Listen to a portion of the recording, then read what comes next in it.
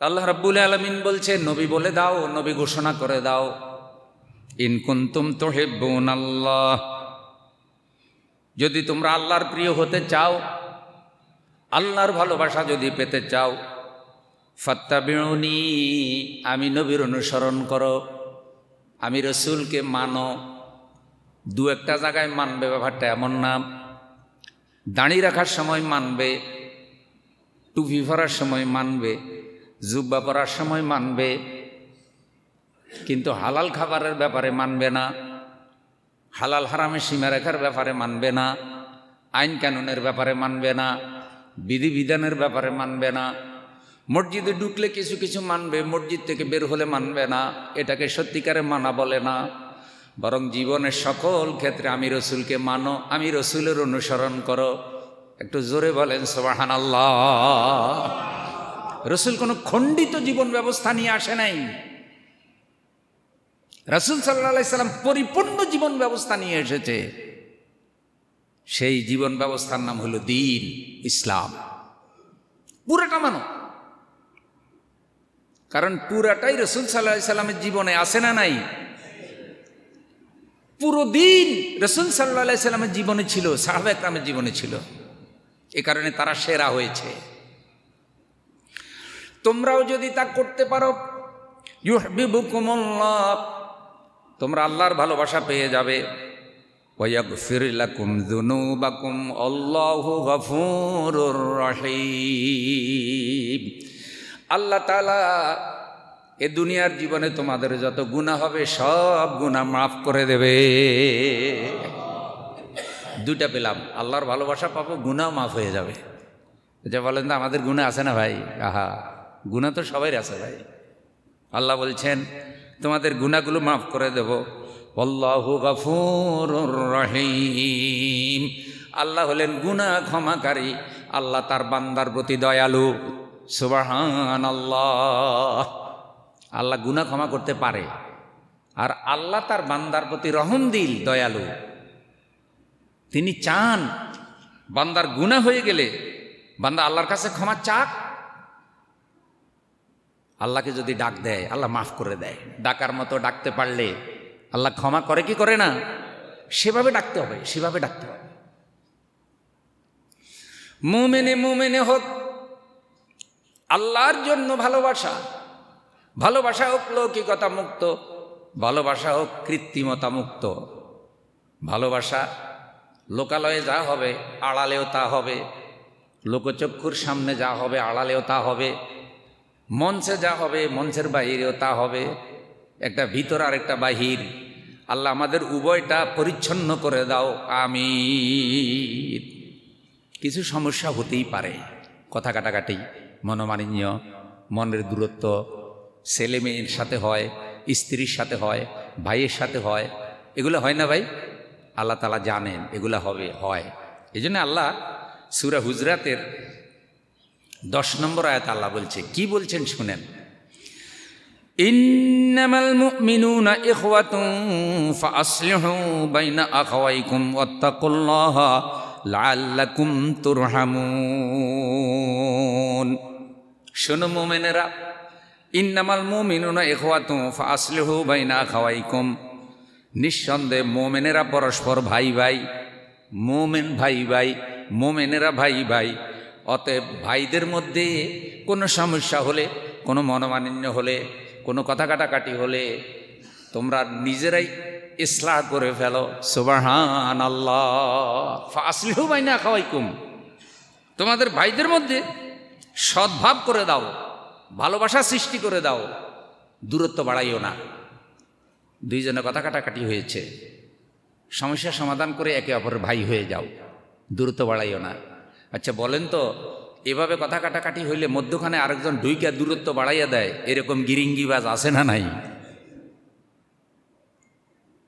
অফিসে দুইজনে চাকরি করে, একজনের সাথে আরেকজনকে 24 ঘন্টা লাগাইয়া রাখে, গ্রুপিং সৃষ্টি করে দেয়।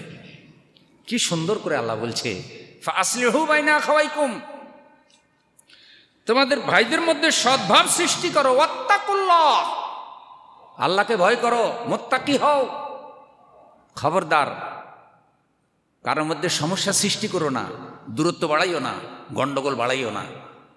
লাআল্লাকুম তুরহামুন, তুমি যদি অন্যের প্রতি এই সমস্যাগুলি সমাধান করে দাও, ভাইয়ে ভাইয়ে ভ্রাতৃত্ব বন্ধন মজবুত করে দাও, তাহলে আশা করা যায় আল্লাহ তোমার উপর রহমত নাজিল করবে। সুবহানাল্লাহ। ভাই, ঘরের মধ্যে এগুলো খেয়াল করবেন। আপনার আমার কারণে আমার আপনার ছেলের বউ আর ছেলের মধ্যে যেন দূরত্ব না বাড়ে, কিছু মনে করবেন না।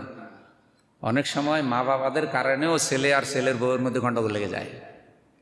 ছেলে মায়ের পাগল, বাপের পাগল।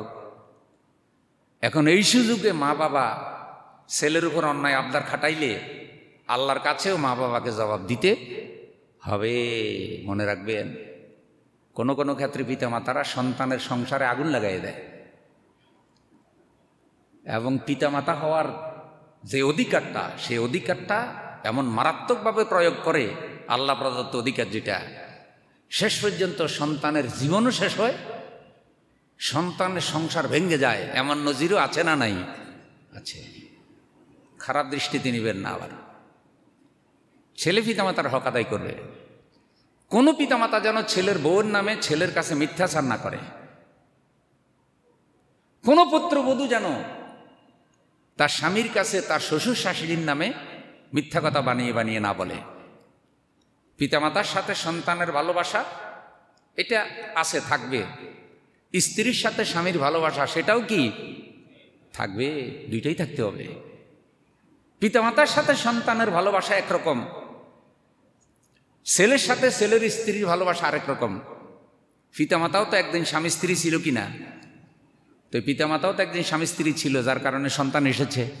তাহলে পিতামাতার সাথেও তো একটা ভালোবাসা স্বামী স্ত্রীর একটা সময় ছিল, দুইজনের উছিলায় সন্তান জন্ম হয়েছে। পিতামাতাও সেটা চিন্তা করা উচিত যে আমার ছেলে আর আমার ছেলের বউর মধ্যেও আমার কারণে যেন কোনো সমস্যা সৃষ্টি না হয়। অর্থাৎ আমি এটা বুঝাতে চাচ্ছি যে ছেলের সংসার, ছেলের বউর ভালোবাসা সৃষ্টির জন্য আমরা কখনো মিথ্যা অজুহাত বানাবো না, তিলকে তাল বানাবো না, সামান্য কিছু ঘটলে বাড়িয়ে বলবো না। এবং ছেলে আর ছেলের বউ ঝগড়াঝাটি করলে আমার কারণে কখনো কখনো কেউ খুশি হয় যে লাগাই দিছি যে তোর বউরে মার। তো যখন বউরে অন্যায়ভাবে মারে তখন খুশি হয় যে ভিড়াইতে আছে। আচ্ছা, আপনারা বলেন তো এটা কি ঠিক হবে? আপনার একটা অসত্য রিপোর্টের কারণে আপনার ছেলে আপনার ছেলের বউকে মারতেছে, এটা যেন ঠিক না হয়। ছেলেকে বলি, অনুরোধ করি, ব্যালেন্স করতে হবে। স্ত্রীর ভালোবাসা স্ত্রীকে দিবেন, পিতামাতার ভালোবাসা পিতামাতাকে দিবেন। দুইজনের মধ্যেই আপনি ব্যালেন্স করবেন, আপনি স্বামী। এবং আপনার ব্যাপারেও আল্লাহর কাছে আপনাকে জবাব দিতে হবে। হিসাবের দিন স্ত্রীও স্বামীর দায়িত্ব নেবে না, স্বামী স্ত্রীর দায়িত্ব নেবে না, সন্তানাদির দায়িত্ব মা বাবা নেবে না, মা বাবার দায়িত্ব সন্তানাদি নেবে না। প্রত্যেকে যার যার আমলে জবাব দিবে কার কাছে? এই জন্য আল্লাহ তাআলা বলছেন, ফাসলিহু বাইনা আখাওয়াইকুম, ভাইদের মধ্যে সমাধান করে দাও, ইসলাহ করে দাও, গন্ডগোল বাড়াইও না, গন্ডগোল বাড়াইও না। 3 বছর পর্যন্ত হযরত ওমর রাদিয়াল্লাহু তাআলা আনহু একটা এলাকার বিচারক ছিলেন। যখন ইসলামী শাসন ব্যবস্থা ছিল, ইসলামটা যখন সবাই পরিপূর্ণভাবে মানত, ওই সময় সাহাবা একরামের মজলিসে, সাহাবা একরামের যোগে রাসূল সাল্লাল্লাহু আলাইহি সাল্লামের পক্ষ থেকে দায়িত্বপ্রাপ্ত হয়ে 3 বছর হযরত ওমর রাদিয়াল্লাহু তাআলা আনহু একটা এলাকার বিচারক ছিলেন। 3 বছরের মধ্যে হযরত ওমরের কোর্টে একটা মামলাও পড়ে নাই। সুবহানাল্লাহ। মামলা কেন পড়ে নাই? তখন কি মানুষ ছিল না? তখন মানুষ ছিল। তাহলে মামলা হয় নাই কেন? অপরাধ ছিল না। সুবহানাল্লাহ। কি ছিল না? অপরাধ ছিল না। কেউ মামলার জন্য যায় নাই। আর তাকাইয়া দেখেন তো, আমাদের এত আল্লাহওয়ালা মানুষ, এত মসজিদ, এত হুজুর, এত পিসাব, এত দরগা, এত মুরিদ, এত ওয়াজ মাহফিল, তারপরও মামলা মোকদ্দমার কি নাই? অভাব নাই, অভাব নাই। শুধু মামলা আর মামলা। কেন হচ্ছে? কারণ কি?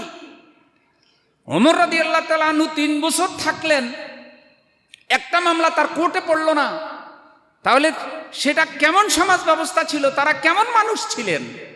তারা কিভাবে কোরআন সুন্নাহ অনুসরণ করেছে, আর আমরা কিভাবে কোরআন সুন্নাহ ধারণ করেছি? এটা হলো আমাদের উপলব্ধি করার বিষয়, যে এভাবে মোমেনে যদি সমস্যা ইসলাহ হয়ে যায়, তাহলে এটার কোর্টে যাবে না। কোর্টে গেলে কি সব ন্যায় বিচার হয়নি? আপনারা কি আমার কথা বুঝেননি ভাই? সব কোর্টে কি ন্যায় বিচার হয় বলেন? হয় না তো ভাই। সবসময় তো ন্যায় বিচার সেখানেও পাওয়া যায় না। সত্য সাক্ষী দেওয়ার মানুষ পাওয়া যায় না। সত্যের পক্ষে সকল বিপদ মুসিবত মোকাবেলা করে রক্তচক্ষু উপেক্ষা করে সত্যের পক্ষে রায় দেওয়ার মতো বিচারকও শতে কয়জন হয় কন? এই জন্যে আমরা প্রত্যেকেই কিন্তু দায়িত্বশীল, কেউ পরিবারে, কেউ মসজিদে, কেউ সমাজে। আমাদের কারণে যেন সমস্যা সৃষ্টি না হয়, বরং আমরা যেন একে অপরের ভাই হয়ে যাই। ভালোবাসার উপরে আমাদের সমাজ ব্যবস্থা গড়ে উঠুক। আল্লাহ কবুল করুন। লিল্লাহে তাকবীর। আমাদের সমাজ ব্যবস্থার ভিত্তি হবে ভালোবাসা। ভালোবাসা, এটাই ইসলাম বলছে। বন্ধুরা আমার, হযরতে আবু যর রাদিয়াল্লাহু তাআলা আনহু হাদিস বর্ণনা করেন, রাসূল সাল্লাল্লাহু আলাইহি সাল্লাম একদিন হযরতে আবু যর রাদিয়াল্লাহু তাআলা আনহুর কাছে জানতে চাইলেন, ইয়া আবা যররিন আইয়ুরাল ঈমানে আওসাকু? ক্বালা আল্লাহু ওয়া রাসূলুহু আ'লামু। ক্বালা আল মাওয়ালাতু ফিল্লাহি ওয়াল হুব্বু লিল্লাহি ওয়াল বুগযু লিল্লাহ। রাওয়াহুল বাইহাকী আন ইবনে আব্বাস রাদিয়াল্লাহু তাআলা আনহু। হযরত ইবনে আব্বাস রাদিয়াল্লাহু তাআলা আনহু হাদিস বর্ণনা করেন, তিনি বলেন যে হযরত আবু যর রাদিয়াল্লাহু তাআলা আনহুর কাছে একদিন রাসূল সাল্লাল্লাহু আলাইহি সাল্লাম জানতে চাইলেন, ঈমানের সবচাইতে অধিক মজবুত কাজ কোনটি? আমরা সবাই ঈমান আনছি না? আল্লাহ আমাদের ঈমান কবুল করুন। নবীজি জানতে চাইলেন, আবু যর, ঈমানের মধ্যে সবচাইতে মজবুত কাজ কোনটি? ক্বালা আল্লাহু ওয়া রাসূলুহু আ'লাম। আবু যর রাদিয়াল্লাহু তাআলা আনহু বললেন, আল্লাহ এবং আল্লাহর রসুল অনেক বেশি ভালো জানেন। আদবের সহিত জবাব। অনেক সময় জানলেও বলতেন না। কেন বলতেন না? যে আমি যা জানি, আমার জানা থেকে আল্লাহ রসুলের জানাটা আরো অনেক বেশি হতে পারে। সুতরাং রসুল সাল্লাল্লাহু আলাইহি সাল্লাম নিজে বললে আমার জানার পরিধিটা বেড়ে যাবে। সুবহানাল্লাহ। মাদ্রাসায় যখন ওস্তাদরা পড়ায়, যে কোনো একটা প্রশ্নের জবাব অনেক ক্ষেত্রে ছাত্রের জানা থেকে ওস্তাদের জানার পরিধি বেশি হয়। এই জন্য অনেক সময় প্রশ্নের জবাব ছাত্র পরিপূর্ণ দিতে পারে না, অনেক সময় দেয়ও না, যে ওস্তাদ আপনি বলে দেন। তখন ওস্তাদ বলে দিলে ছাত্রের জানার ব্যাপকতা বেড়ে যায়। তো সাহাবা একরামের জন্য রাসূল সাল্লাল্লাহু আলাইহি সাল্লাম তো ওস্তাদ ছিলেন। লক্ষ লক্ষ সাহাবী রাসূল সাল্লাল্লাহু আলাইহি সাল্লামের কাছে শিখেছেন, ঈমান আমল শিখেছেন। তাদের ঈমান আমলের মান এত উপরে চলে গেল, ইন্তেকালের আগে তারা আল্লাহর জান্নাতে সুসংবাদ পেয়ে গেছে। তিনি বললেন, আল্লাহ এবং আল্লাহ রসুল ভালো জানেন। রাসূল সাল্লাল্লাহু আলাইহি সাল্লাম জবাব দিলেন, ঈমানের মধ্যে সবচাইতে মজবুত বিষয় ক্বালা আল মাওয়ালাতু ফিল্লাহি ওয়াল হুব্বু লিল্লাহি ওয়াল বুগযু লিল্লাহ। ঈমানের সবচাইতে মজবুত বিষয় হলো আল্লাহর জন্য বন্ধুত্ব, আল্লাহর জন্য ভালোবাসা। কোনো কারণে কোথাও শত্রুতা হয়ে গেলে সেই শত্রুতাও যেন আল্লাহর জন্য হয়।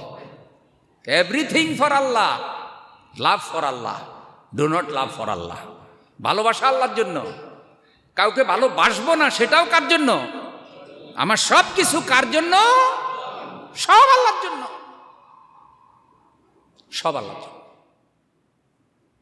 এটা হলো ঈমানের সবচাইতে মজবুত বিষয়। তাহলে আপনার ব্যবসা আল্লাহর জন্য হচ্ছে কিনা? আপনার কথাবার্তা আল্লাহর দিন অনুযায়ী হচ্ছে কিনা? সন্তানাদিকে ভালোবাসা আল্লাহর জন্য হচ্ছে কিনা? মসজিদে আসাটা আল্লাহর জন্য হচ্ছে কিনা? কারণ সবাই মসজিদে আল্লাহর জন্য আসে না। কেউ জুতাও চুরি করতে আসে, কেউ ভিক্ষা করতে আসে, কেউ পরিবেশ মিলাইতে আসে। যে জুমার দিন মসজিদে না গেলে বউ বলবে কি, বউ তো বাদ দিবে না। এমন এমন স্ত্রীও আছে আলহামদুলিল্লাহ, যে জুমার নামাজে না গেলে তোমার খানা বন্ধ। আল্লাহ তাআলা এসব বোনদেরকে নেক হায়াত দান করুক। মাঝে মধ্যে স্বামীরা কয়, হুজুর নিজে তো নামাজ কালমা পড়ি না, কিন্তু একটা বউ পাইছে হুজুর, একেবারেই হযরতের আবেয়া বস্ত্রীর মতো। তো এ ধরনের স্ত্রী যার ঘরে আছে, তার ঘরে বরকত আছে না? বরকত আছে। একজন এক কারণে পড়ে ভাই। আমাদের সব নামাজ, রোজা, হজ, যাকাত, চাকরি, নকরি, কথাবার্তা, চাল চলন, বিচার আচার, টয়লেট, বাথরুম, বিবাহ শাদী, জীবনে যা করি সব নেক কাজ। আর সেটা সব কার জন্য? আমাদের সব কাজ আল্লাহ দেখে কি দেখে না? দেখে। এই কথাটাই রাসূল বলেছেন, সব আল্লাহর জন্য। বন্ধুরা আমার, রাসূল সাল্লাল্লাহু আলাইহি সাল্লাম বলেন, অনেকগুলো হাদিস আমি খুঁজে খুঁজে এক জায়গায় করার চেষ্টা করেছি। আল্লাহ যেন আমাকে আমল করার তৌফিক দান করেন, আমার ভাইদেরকে আমল করার তৌফিক দেন বলি আমিন। মুমিনের সাথে মুমিনের সম্পর্ক সুদৃঢ় প্রাসাদের মতো। প্রাসাদ, এই যে এটা একটা প্রাসাদ, মসজিদটা এটা একটা প্রাসাদ, অনেকগুলি ইটা এখানে আছে, ইটা। তো একটা ইটার সাথে আরেকটা ইটার সম্পর্ক হয়েছে কি দিয়া? সিমেন্ট আর বালি দিয়া। এই সম্পর্ক হতে হতে বিশাল প্রাসাদ দাঁড়িয়েছে। আচ্ছা, আপনারা বলেন যে প্রাসাদটা হয়েছে এখানে কি একটা ইট না অনেকগুলি ইট? তো অনেকগুলি ইটের সাথে ইটের ভালোবাসার সম্পর্ক মজবুত হওয়ার কারণে একটা প্রাসাদ দাঁড়ায় গেছে। রাসূল সাল্লাল্লাহু আলাইহি সাল্লামের উদাহরণে তো বাস্তব। ইসলামের বিল্ডিংটা মোমেনের ভালোবাসার উপরে দাঁড়িয়ে আছে। সুবহানাল্লাহ। এই ভালোবাসাটা হলো সুদৃঢ় প্রাসাদের মতো। মহানবী বলেন, আল মুমিন লিল মুমিনে কাল বুনিয়ান ইয়াশুদ্দু বা'দুহু বা'দান সুম্মা শাব্বাকা বাইনা আসাবিহি, রাওয়াহু মুত্তাফাকুন আলাইহি। এক মুমিনের সাথে আরেক মুমিনের সম্পর্ক সুদৃঢ় প্রাসাদের মতো মজবুতভাবে সংযুক্ত।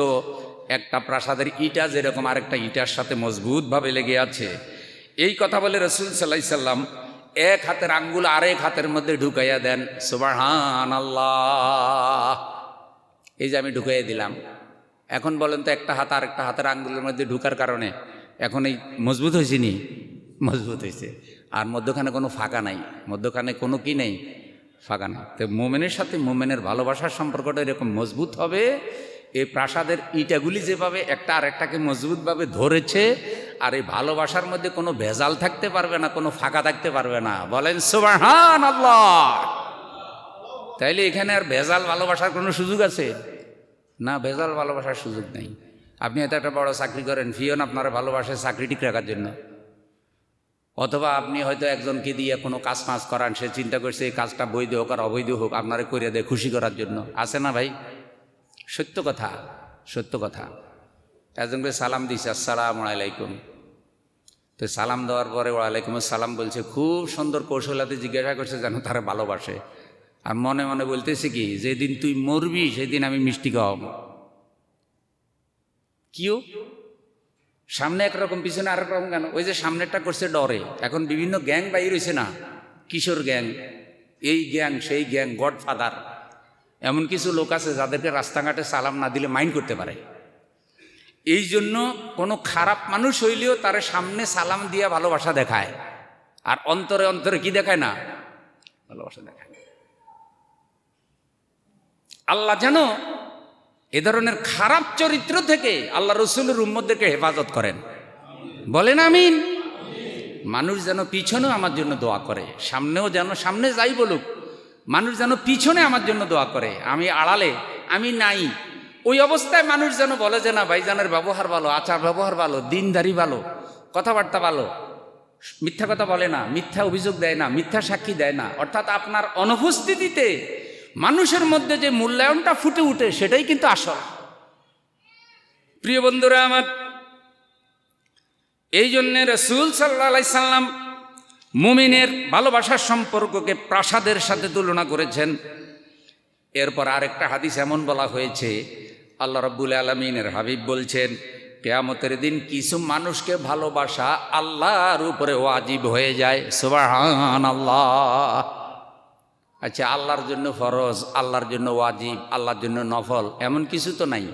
ফরজ, ওয়াজিব, সুন্নত, নফল সব তো বান্দার জন্য, এগুলো আল্লাহ বান্দারে দিছে। কিন্তু আল্লাহ নিজের জন্য ওয়াজিব মনে করতেছে একটা বান্দাকে ভালোবাসা। আর এই কথাটা বলতেছেন মুহাম্মদুর রাসূলুল্লাহ সাল্লাল্লাহু আলাইহি সাল্লাম। তাহলে সেই লোকটা কে যাকে আল্লাহ ভালোবাসা নিজের জন্য ওয়াজিব মনে করছে? প্রিয় ভাইরা আমার, عن معاذ بن جبل رضي الله تعالى عنه قال হযরতে মুআয ইবনে জাবাল রাদিয়াল্লাহু তাআলা আনহু থেকে হাদিস বর্ণিত, তিনি বলেন, ক্বালা সামি'তু রাসূলুল্লাহি সাল্লাল্লাহু আলাইহি ওয়াসাল্লাম ইয়াকুল, আমি রাসূল সাল্লাল্লাহু আলাইহি সাল্লামকে বলতে শুনেছি, ক্বালা আল্লাহু তাআলা, আল্লাহ তাআলা বলেন, ওয়াজাবাত মাহাব্বাতি লিল মুতাহাব্বিনা ফিয়াল মুতাজালিসিনা ফিয়াল মুতাযাবিরিনা ফিয়াল মুতাবাযিলিনা ফিয়া, রাওয়াহু মুওয়াত্তা ইমাম মালিক। রাসূল সাল্লাল্লাহু আলাইহি সাল্লাম বলেন, তাদেরকে ভালোবাসা আল্লাহর জন্য ওয়াজিব, যারা আল্লাহর জন্য পরস্পরকে ভালোবাসে, আল্লাহর জন্য একসাথে বসে, আল্লাহর জন্য একে অপরের সাথে দেখা করে, আল্লাহর জন্য একে অপরের পিছনে অর্থ খরচ করে, কিয়ামতের দিন, হিসাবের দিন তাদেরকে ভালোবাসা আল্লাহর উপরে ওয়াজিব হয়ে যায়। সুবহানাল্লাহ।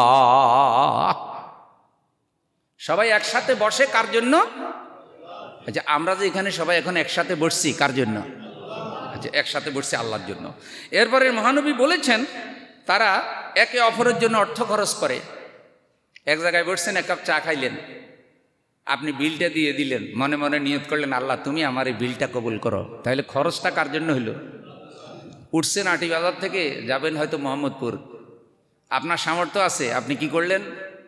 টেম্পু ভাড়াটা দিয়ে দিলেন বা সিএনজি ভাড়া দিয়ে দিলেন, আর মনে মনে নিয়ত করলেন, এটা কার জন্য? হ্যাঁ, হতে পারে এই ভাড়াটাই পরকালে আপনার নাজাতের উসিলা, হতে পারে কি পারে না? তাইলে কারোর জন্য খরচ করলেন আল্লাহর জন্য, কারোর সাথে বসলেন আল্লাহর জন্য, কারোর সাথে দেখা করলেন আল্লাহর জন্য। দেখাটা, এই যে ভাই মানুষ এখন এত ব্যস্ত, কেউ অসুস্থ হইলে দেখতে যাওয়ার সময়টাও কি নাই। অথচ রাসূল সাল্লাল্লাহু আলাইহি সাল্লাম বলেছেন, এক মুমিনের উপর আরেক মুমিনের 6টা হক, তার মধ্যে একটা হক হইলে অসুস্থ হইলে দেখতে যাওয়া। আত্মীয় স্বজন অসুস্থ হইলে ইনশাআল্লাহ দেখতে যাবেন, বলেন ইনশাআল্লাহ। ভাই দেখতে যাই না কি, দুনিয়া থেকে সবাই চলে যেতেছে, লাইন ধরছে। গত সপ্তাহে কয়েকজন তরুণ মারা গেছে আমার পরিচিত, যাদের বয়স 50-এর নিচে। গত করল চট্টগ্রামের রিয়াজউদ্দিন বাজার, আগুন লেগে ব্যবসায়ীদের দোকান পুড়ে ছাই। 3 জন ব্যবসায়ীর মৃত্যুর খবর পাওয়া গেছে। রিয়াজউদ্দিন বাজারের তামাকুন্ডি লেন ব্যবসায়ী সমিতি আমাকে একবার দাওয়াত দিয়েছিল সিরাতুন নবী মাহফিলে। ওই ব্যবসায়ীরা প্রতি বছর একটা সিরাতুন নবী মাহফিল করে, রসুলের জীবনী আলোচনার মাহফিল। আলহামদুলিল্লাহ বলেন। আগুন লেগে শেষ, সম্পদ রক্ষা করতে গিয়ে জীবন শেষ। বলেন তো, একটা ব্যবসায়ীর দোকান যদি সব পুড়ে ছাই হয়ে যায়, কি থাকে আর? অনেক সময় এমন হয়ে যায় যে আল্লাহ আমি কেন জ্বলে গেলাম না, আবেগে বলতে থাকে। এই যে তাদের মৃত্যু, ওখানে কয়েকজন মরে গেল, অনেক আহত হাসপাতালে। আল্লাহ তাআলা যারা ইন্তেকাল করেছে তাদেরকে শাহাদাতের মর্যাদা দান করুন। আল্লাহ যারা অসুস্থ আছে, আগুনে পোড়া গিয়েছে, আল্লাহ তাদেরকে শেফা দিয়ে দিন। আল্লাহ মার্কেটে আগুন লেগে যত ভাইয়ের ক্ষতি হয়েছে, আল্লাহ সব ক্ষতি আল্লাহ আপনার রহমত দিয়া পোষায় দেন, আল্লাহ পরিপূর্ণ করে দেন। আল্লাহ কঠিন বিপদ দিয়ে আমাদেরকে পরীক্ষা করিয়েন না, একটু বলেন আমিন। যে কোনো সময় মৃত্যু এসে যেতেই পারে ভাই, যে কোনো সময় মৃত্যু এসে যেতেই পারে। সুতরাং আপনি যদি আপনার এক অসুস্থ ভাইকে দেখতে যান, যে আল্লাহর জন্য যাইতেছি, হতে পারে আপনার এই যাওয়াটা পরকালে নাজাতের উসিলা হয়ে যেতে পারে। বাইহাকী শরীফের একটা হাদিস আপনাদেরকে শুনাই। রাসূল সাল্লাল্লাহু আলাইহি সাল্লাম বলছেন, লাউ আন্না আবদাইনি তাহাব্বা ফিল্লাহি আযজা ওয়া জাল্লা, ওয়াহিদুন ফিল মাশরিক ওয়া আখারু ফিল মাগরিব। 2 জন মানুষ যদি একে অপরকে আল্লাহর জন্য ভালোবাসে, একজন যদি পৃথিবীর পশ্চিম প্রান্তে থাকে, আরেকজন যদি পৃথিবীর পূর্ব প্রান্তে মারা যায়, একজন পশ্চিম প্রান্তে আরেকজন পূর্ব প্রান্তে পৃথিবীর মারা যায়, লাজামাআল্লাহু বাইনাহুমা ইয়াউমাল কিয়ামাতি ইয়াকুলু হাযাল্লাযী কুনতা তুহিব্বু ফিয়া। কিয়ামতের দিন আল্লাহ এই 2 জনকে একসাথ করে জান্নাত দান করবে। একজন মারা গেছে পৃথিবীর পূর্ব প্রান্তে, আরেকজন পশ্চিম প্রান্তে আছে। হাসরের দিন আল্লাহ একসাথ করে দিবেন, জান্নাতে যাও। কারণ তাদের ভালোবাসাটা ছিল কার জন্য? সুতরাং ভালোবাসার উপরে আমার জীবন গড়ে উঠুক, হিংসা বিদ্বেষ মুক্ত হোক, বলেন আমিন। সূরা আলে ইমরান 103 নম্বর আয়াতে কারিমার দিকে একটু লক্ষ্য করেন, আল্লাহ কি বলেন? ওয়াযকুরু নি'মাতাল্লাহি আলাইকুম ইয কুনতুম আদাআন ফাআল্লাফা বাইনা কুলুবিকুম ফাআসবাহতুম বিনি'মাতিহি ইখওয়ানা। ও আমার বান্দারা, ওয়াজকুরু নি'মাতাল্লাহ, আল্লাহর নিয়ামতের কথা তোমরা স্মরণ করো। যখন তোমরা ছিলে একে অপরের দুশ্মন, মারামারি করতে, ফিতনা ফাসাদ করতে, জাহিলি যুগে রক্তপাত করতে, জীবন্ত কন্যা দাফন করতে, কন্যাদেরকে জীবন্ত কবর দিতে, মদ খেতে, চুরি ডাকাতি করতে, অশ্লীলতা বেহায়াপনার মধ্যে ছিলে, আল্লাহ তোমাদের মধ্যে একজন রসুল প্রেরণ করেছেন। সেই রসুলের উপরে আল্লাহ কোরআন নাজিল করেছেন। রসুল সাল্লাল্লাহু আলাইহি সাল্লাম তোমাদেরকে ঈমানের দাওয়াত দিয়েছেন। তোমরা জাহান্নামের কিনারে চলে গিয়েছিলে, আল্লাহ তোমাদেরকে জাহান্নাম থেকে মুক্ত করেছেন। তোমরা শত্রু ছিলে, আল্লাহ রসুলের উসিলায় তোমরা একে অপরের ভাই হয়ে গেলে। সুবহানাল্লাহ। ফাআল্লাফা বাইনা কুলুবিকুম ফাআসবাহতুম বিনি'মাতিহি ইখওয়ানা। তোমাদের অন্তরগুলিকে আল্লাহ জুড়াই দিলেন, আর আল্লাহর দয়া, আল্লাহর রহমতে তোমরা ভাই হয়ে গেছো। সুবহানাল্লাহ। তাহলে আমরা এক অপরের ভাই হয়ে গিয়েছি, এটা কার রহমত, কার দয়া? আল্লাহর দয়া, আল্লাহর দয়া। আল্লাহ রাব্বুল আলামিন আরো বলেন সূরা ফাতহ, আল্লাহ তাআলা বলছেন 29 নম্বর আয়াত, আল্লাহ বলছেন মুহাম্মাদুর রাসূলুল্লাহ, মুহাম্মদ সাল্লাল্লাহু আলাইহি সাল্লাম আল্লাহ রসুল। ওয়াল্লাযীনা মাআহু আশিদ্দাউ আলাল কুফফারি রুহামাউ বাইনাহুম। মুহাম্মদ সাল্লাল্লাহু আলাইহি সাল্লাম এবং ঈমানদারেরা কাফেরদের উপরে বজ্র কঠোর, ঈমানদারদের উপরে রহমদিল। ঈমানদারদের উপরে রহমদিল, মোমেনে মোমেনে রহমদিল, ভালোবাসা। আর কাফেরদের উপরে বজ্র কঠোর। সুবহানাল্লাহ বলবেন না? এটা ছিল রাসূল সাল্লাল্লাহু আলাইহি সাল্লাম এবং ঈমানদারের বৈশিষ্ট্য। এখন আমাদের অবস্থা তো হয়ে গেছে, কাফেরের সাথে আমাদের ভালোবাসা, ইসলামের সাথে শত্রুতা, ভালো মানুষের সাথে শত্রুতা, ইসলামের চিন্তা চেতনার সাথে শত্রুতা, মসজিদের সাথে শত্রুতা, কুফরির সাথে ভালোবাসা, পাপের সাথে ভালোবাসা, মদের বোতলের সাথে ভালোবাসা, সুদের সাথে ভালোবাসা, ঘুষের সাথে ভালোবাসা, খারাপ মানুষের সাথে প্রীতি, ইসলামকে যারা পৃথিবী থেকে নিশ্চিহ্ন করে দিতে চায় তাদের সাথে ভালোবাসা, আর যারা ইসলাম নিয়ে কাজ করে তাদের সাথে দুশ্মনী। এরকম আছে না নাই? তা আল্লাহ তো বলছে, কোরআনের এই আয়াত তো আমাদের বিরুদ্ধে চলে যায়, যারা এরকম আছে তাদের বিরুদ্ধে চলে যায়। মুহাম্মাদুর রাসূলুল্লাহ ওয়াল্লাযীনা মাআহু আশিদ্দাউ আলাল কুফফারি রুহামাউ বাইনাহুম। তারা কুফফারদের উপরে আশিদ্দা, ঈমানদারদের উপরে রহমদিল। তা আমাদেরও যেন সেই রহমদিলটা হয়, বলেন না আমিন? প্রিয় বন্ধুরা আমার, সূরা সাফের 4 নম্বর আয়াত আল্লাহ তাআলা বলেন ইন্নাল্লাহা ইউহিব্বুল্লাযীনা ইউকাতিলুনা ফী সাবিলিহি সাফফান কাআন্নাহুম বুনিয়ানুম মারসুস।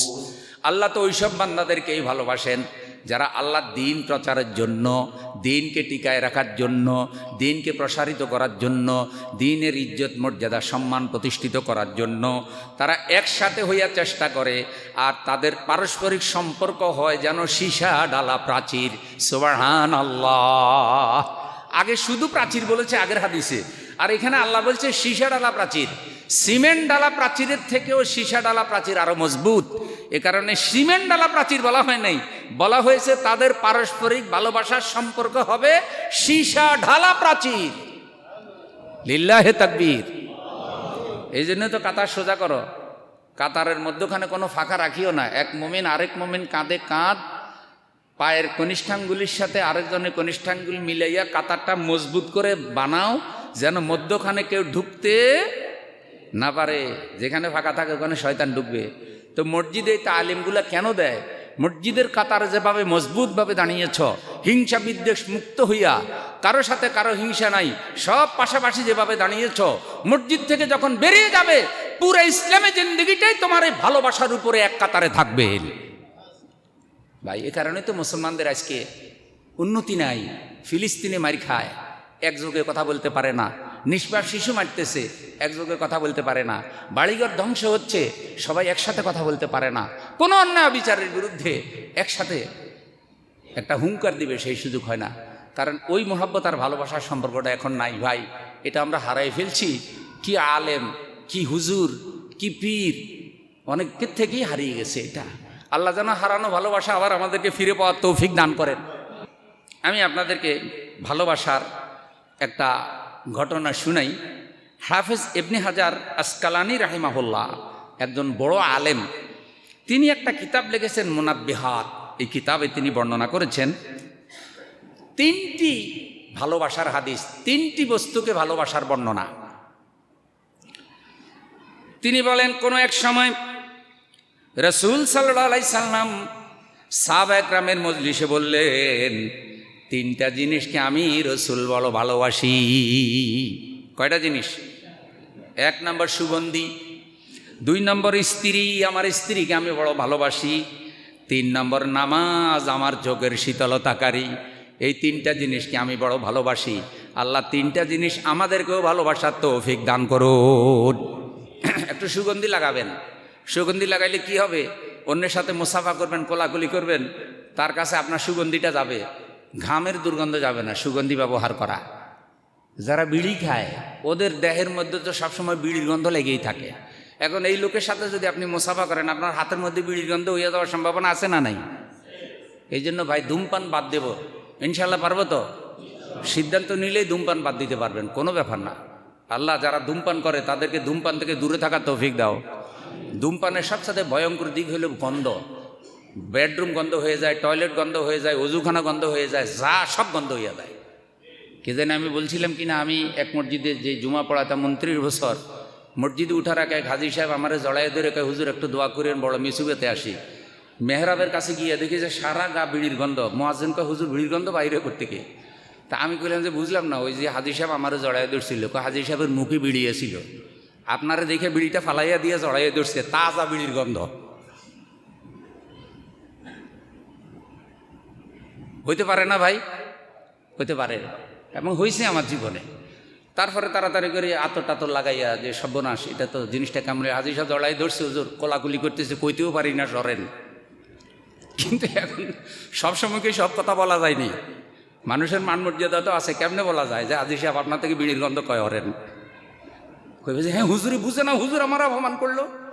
কারণ হুজুরের বিরুদ্ধে সহজেই বলা যায়। তা আল্লাহ তাআলা আমাদেরকে ধূমপান মুক্ত জীবন দান করুন, বলি আমিন।